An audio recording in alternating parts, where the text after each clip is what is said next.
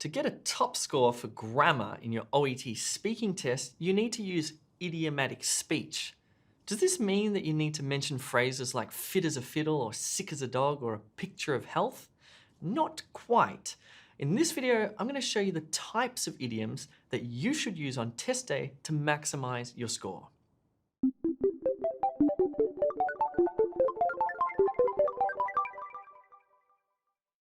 Now, before we get started and look at how to use idioms to maximize your OET speaking score, I really recommend that you watch this video first.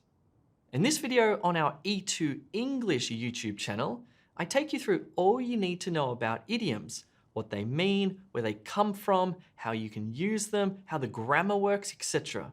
It's an important video. To watch it, click the link in the description below or search for E2 English on YouTube. Let me start by showing you how you're scored on test day and the importance of idiomatic language in OET speaking.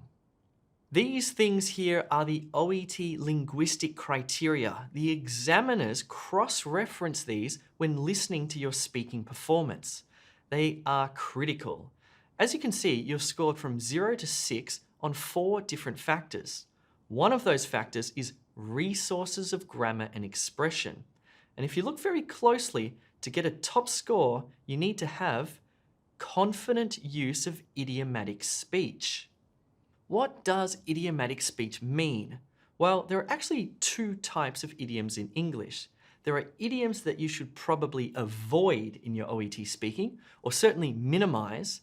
And then there are idioms that are absolutely essential. The idioms that you should avoid or minimize are called proverbial idioms. Some proverbial idioms, as in proverbs that relate to health, include to kick the bucket, which means to die. A bitter pill to swallow, which means to receive bad news. Under the knife, which means to undergo surgery or to have surgery. Under the weather, which means to feel sick. And out of shape, which means to be unfit. So these proverbial idioms are interesting and kind of funny, but they're not what the OET examiners are listening for in your role play. If you use one, fine. If you don't use one, that's also fine. These proverbial idioms won't really increase your score. And if you do use one, make sure that you get it right. There's nothing worse than an idiom that doesn't make sense or is out of context. Personally, I'd avoid proverbial idioms in OET speaking unless it works perfectly.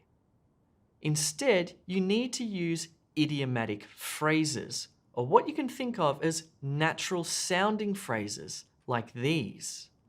In terms of, deal with, sort of, kind of, in fact, make sure, go through, at all, as well as, look for. These are just a few examples of idiomatic phrases. There are actually thousands of them, and they make your English sound natural, hence why they raise your OET speaking score. So why are these phrases idiomatic? Well, in and of themselves, just like proverbial idioms like kick the bucket, the individual words don't make sense or have literal meaning. Instead, they have figurative meaning. Let me explain. So let's go back to this proverbial idiom, to kick the bucket, which is a funny, euphemistic way to say somebody died. It's certainly not professional language, and you should definitely avoid it in OET speaking. As explained in the E2 English video, the meaning of the phrase is figurative, not literal. That is, no one literally kicked a bucket. Now let's take a close look at one of those important idiomatic phrases that we saw before, and you'll notice that they too don't make any literal sense. Take make sure as an example. Now, if you know the meaning of this phrase, then try to see through your figurative understanding to the literal meaning, the meaning of the individual words. Make sure. They don't make literal sense. It only makes sense once you understand the figurative meaning of the phrase. That's why it's an idiomatic phrase. Or take the very common idiomatic phrase as well. Again, if you know the meaning of this phrase, you'll know that it's a way of giving another example, or an idiomatic way of saying in addition, as in, I have a headache as well. It's a very natural sounding phrase that native speakers use all the time. But look at the two words. In and of themselves, the two individual words make no literal sense. Again, that's why it's idiomatic. So we've just learned that there are two main types of idioms in English. Most people think about idioms in terms of proverbial idioms like kick the bucket or a bitter pill to swallow because they're funny and interesting. But the far more important idioms are those idiomatic phrases, those natural sounding phrases that allow you to express meaning in a non-literal way. Now I want to let you in on a little secret when it comes to learning English. Native English speakers, on average, know about 30,000 individual words. Native English speakers, on average, also know about 20,000 idiomatic phrases. Idiomatic phrases are everywhere. Let's now take a listen to a section of a role play between a doctor and a patient and pay attention to the use of idiomatic phrases, or the natural sounding phrases used by both the doctor and the patient. So how long have you been dealing with these headaches? As long as I can remember, really. I've tried everything I can to get rid of them. Unfortunately, painkillers don't seem to make a difference. Well, we need to find out what's going on. I mean, we need to figure out the cause of them. I'm surprised you've put up with them for so long. Can you see how these idiomatic phrases make the language sound natural? And can you also see how these phrases make no sense if you try to understand the words individually? In other words, can you see how the idioms are figurative and not literal? That was just a quick little exchange that illustrates how frequent and important these idiomatic phrases are in English. So I guess my question to you is this: how well do you know these types of phrases? And can you understand them when you hear them? Or are you still trying to understand them word by word, in which case they'll make no sense? And how well can you use them, especially when speaking? This time, let's look at a conversation between a nurse and a patient, and we'll again see some idiomatic phrases in use. Are you open to seeing a dermatologist?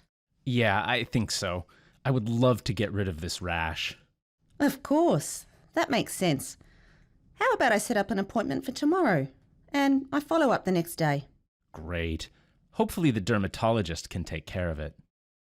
Did you hear the idiomatic phrases used in this conversation and how natural sounding they are? Let's do something interesting now. Let's look at the same conversation, but we'll switch out the idiomatic language to more formal language and see what happens.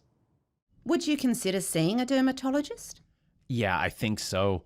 I would love to be free of this rash. Yes. How about I organise an appointment for tomorrow and I contact you the next day? Great. Hopefully the dermatologist can ameliorate it. Some of those non-idiomatic words are okay, possibly a bit formal and stilted, maybe a little bit unnatural, and some of them just sound completely weird and unnatural. Idiomatic phrases are the key to understanding English and sounding natural when you speak. And as I mentioned before, native English speakers know almost as many idiomatic phrases as they do individual words. They're extremely common and they're the heart of the language and the key to sounding natural. Of course, on test day, I want you to forget all of this and relax and just communicate as best as you can. But hopefully this video has given you a better understanding of how English idioms work and how they relate to OET speaking.